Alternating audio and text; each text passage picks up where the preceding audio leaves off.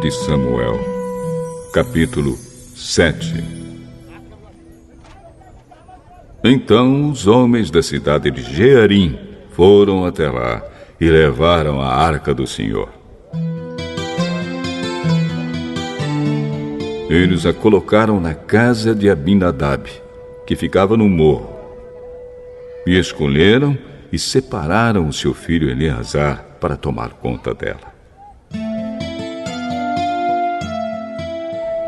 A arca da aliança ficou na cidade de Jearim bastante tempo, isto é, mais ou menos 20 anos. Durante esse tempo, todos os israelitas oravam a Deus, o Senhor, pedindo ajuda. Samuel disse ao povo de Israel: se vocês querem com todo o coração voltar a Deus, o Senhor, joguem fora todos os deuses estrangeiros e as imagens da deusa Astarote. Dediquem-se completamente ao Senhor e adorem somente a Ele, e Ele livrará vocês do poder dos filisteus.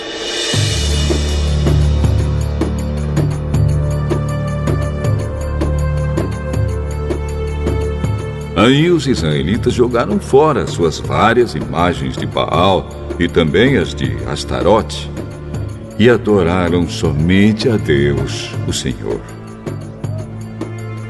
Então Samuel mandou que todos os israelitas se reunissem em Mispa e prometeu que ali oraria por eles ao Senhor. Assim todos eles se reuniram em Mispa. Tiraram água e a derramaram em oferta ao Senhor.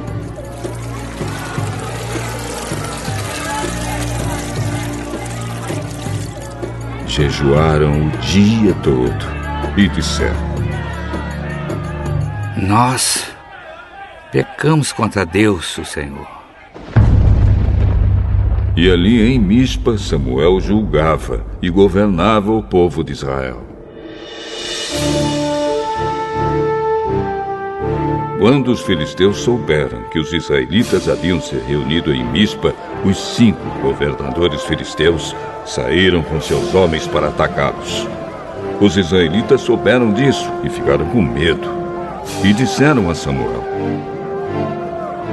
não pare de orar ao Senhor, nosso Deus, pedindo que Ele nos livre do domínio dos filisteus. Então Samuel matou um carneirinho e queimou todo ele como sacrifício a Deus, o Senhor. Pediu que o Senhor ajudasse o povo de Israel, e ele respondeu à sua oração. Enquanto Samuel estava oferecendo o sacrifício, os filisteus avançaram contra os israelitas. Mas o Senhor os atacou com fortes trovoadas. Então eles ficaram em completa confusão e fugiram.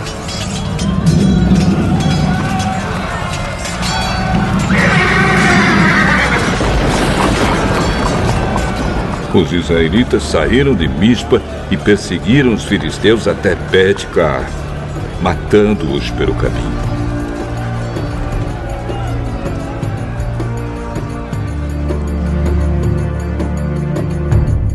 Aí Samuel pegou uma pedra, pôs entre Mispa e Sem e disse: até aqui o Senhor Deus nos ajudou.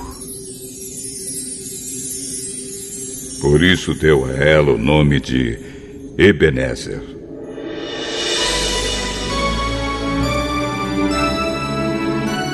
Assim os filisteus foram derrotados. E o Senhor Deus não deixou que eles invadissem a terra de Israel enquanto Samuel viveu. Todas as cidades que os filisteus haviam tomado, desde Ecrom até Gate, foram devolvidas ao povo de Israel. Dessa maneira, os israelitas receberam de volta toda a sua terra. E também houve paz entre os israelitas e os amorreus. Até o fim da sua vida, Samuel foi chefe e juiz do povo de Israel.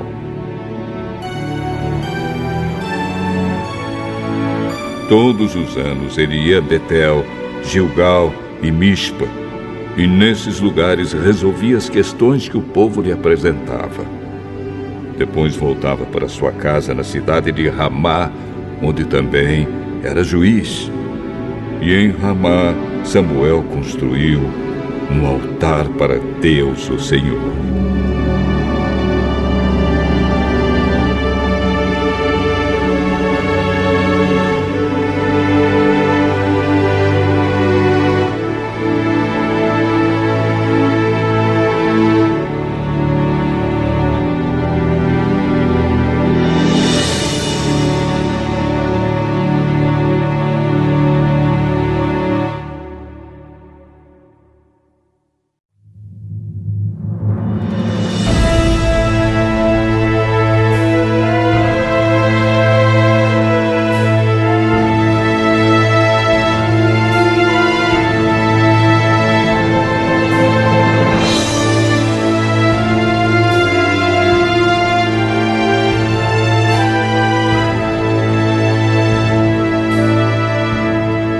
Primeiro livro de Samuel, capítulo 8.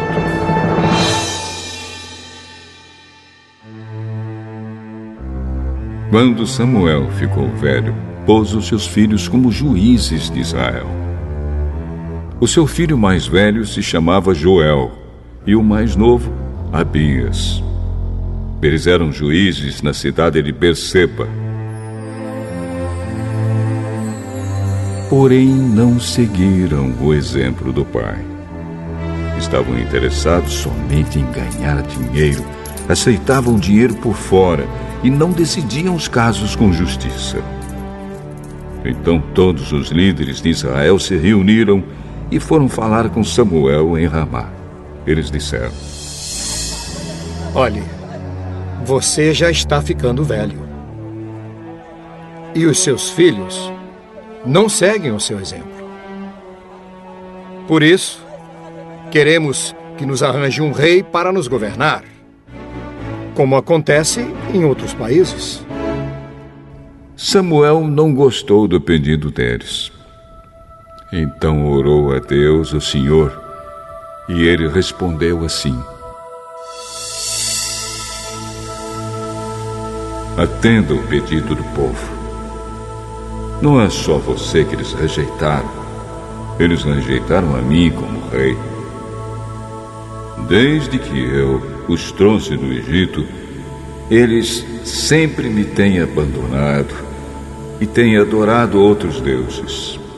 Agora estão fazendo com você o que sempre fizeram comigo. Portanto, atenda o pedido deles. Mas avise essa gente, explicando com toda clareza como o rei vai tratá-los.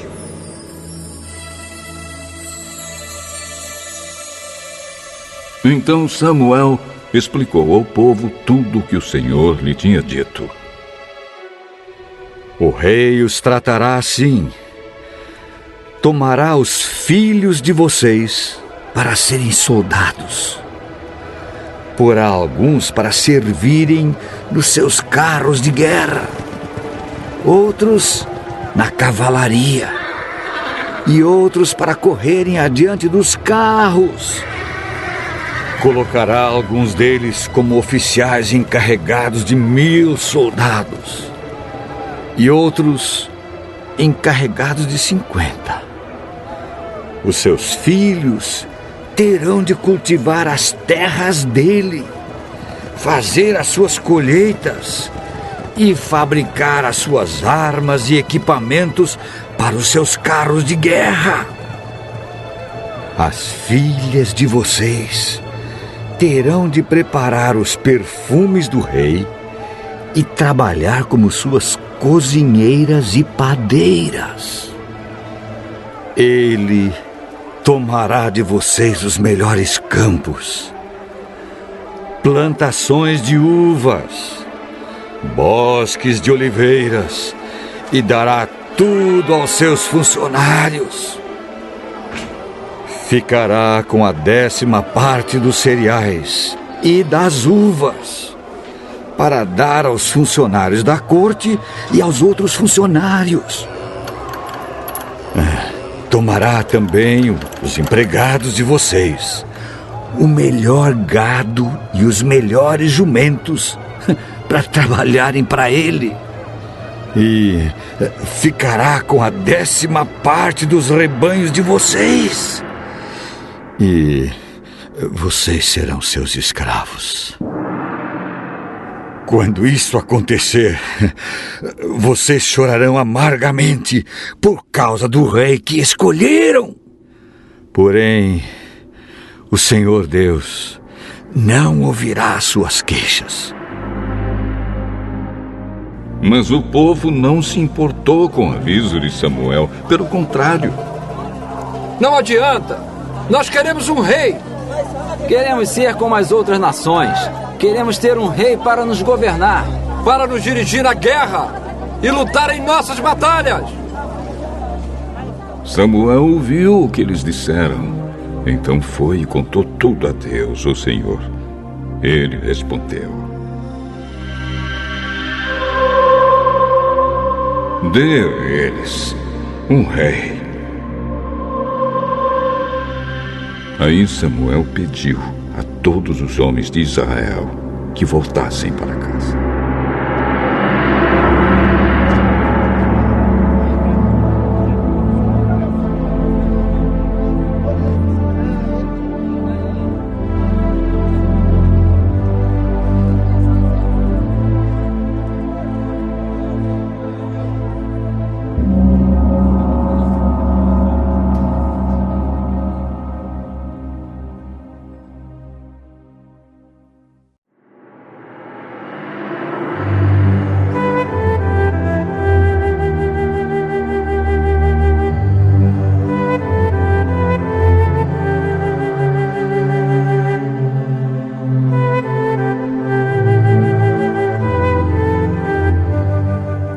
Segunda carta de Paulo aos Coríntios, capítulo 1. Eu, Paulo, apóstolo de Cristo Jesus pela vontade de Deus, escrevo junto com o nosso irmão Timóteo esta carta à Igreja de Deus, que está na cidade de Corinto, e também a todo o povo de Deus espalhado por toda a província da Acaia. Que a graça e a paz de Deus, o nosso Pai, e do Senhor Jesus Cristo estejam com vocês. Louvado seja o Deus e Pai do nosso Senhor Jesus Cristo, o Pai bondoso, o Deus de quem todos recebem ajuda.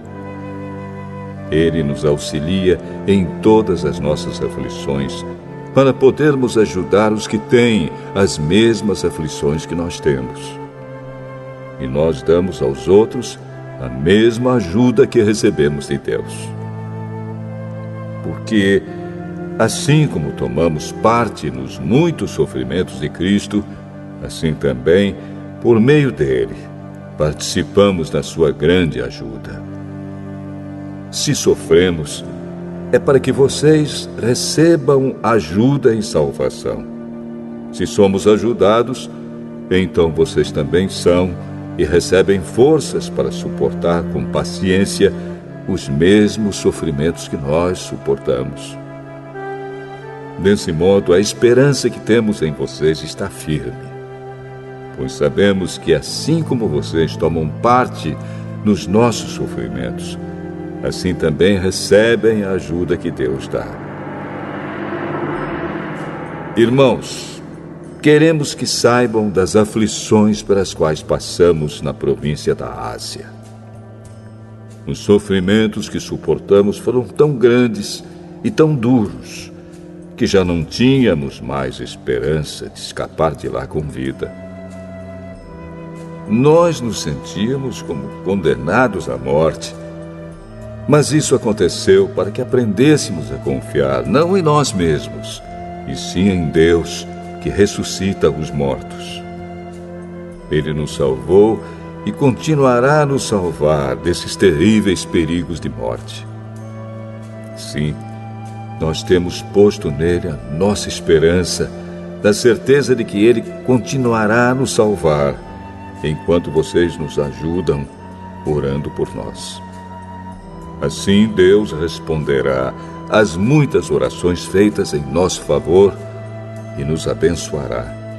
E muitos lhe agradecerão as bênçãos que ele nos dará. É disto que temos orgulho. A nossa consciência nos afirma que a nossa maneira de viver no mundo, e especialmente em relação a vocês, tem sido dirigida pela franqueza e sinceridade que Deus nos dá, e também pelo poder da sua graça, e não pela sabedoria humana. Pois escrevemos a vocês somente o que vocês podem ler e entender. Agora vocês nos entendem só em parte, mas espero que cheguem a nos compreender completamente, para que no dia do nosso Senhor Jesus, vocês tenham orgulho de nós, como nós temos de vocês. Eu estava tão certo de tudo isso, que no início fiz planos para ir visitar vocês, a fim de que vocês pudessem ser abençoados mais uma vez. De fato, eu estava pensando em visitá-los na minha ida para a província da Macedônia e também na volta, a fim de conseguir ajuda para a minha viagem à Judéia. Será que fui irresponsável quando resolvi fazer isso? Será que ao fazer os meus planos, penso somente nos meus próprios interesses e por isso digo sim, sim e não, não, ao mesmo tempo? Em nome de Deus, que é verdadeiro, o que prometi a vocês não foi um sim e um não ao mesmo tempo. Pois Jesus Cristo, Filho de Deus, que foi anunciado entre vocês por Silas, por Timóteo e por mim mesmo, não é sim e não ao mesmo tempo. Pelo contrário, ele é o sim de Deus, porque é o sim de todas as promessas de Deus. Por isso dizemos amém, por meio de Jesus Cristo, para a glória de Deus. Pois é o próprio Deus que nos dá, a nós e a vocês, a certeza de que estamos unidos com Cristo. E foi Deus quem nos separou para si mesmo. Como dono, ele pôs a sua marca em nós e colocou no nosso coração o Espírito Santo, que é a garantia das coisas que ele guarda para nós. Eu chamo Deus como minha testemunha. Ele conhece o meu coração. A fim de evitar aborrecimentos para vocês, resolvi não ir até Corinto. Não estamos querendo mandar na sua fé, pois vocês estão firmes na fé. Pelo contrário, queremos trabalhar com vocês para que vocês sejam mais felizes ainda.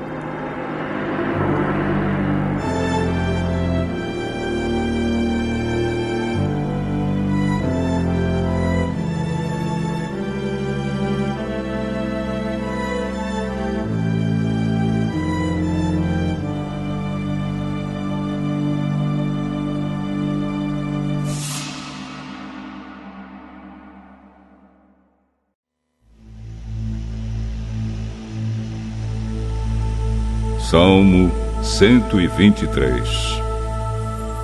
Canção de peregrinos. Ó Senhor Deus, levanta os olhos a ti, que tens o trono no céu. Como o escravo depende do seu dono, e como as escravas dependem das suas donas. Assim olhamos para ti, ó Senhor, nosso Deus, esperando que tenhas compaixão de nós. Tem compaixão de nós, ó Senhor. Tem compaixão, pois somos tratados com muito desprezo. Somos sempre desprezados pelos ricos. e os orgulhosos zombam de nós.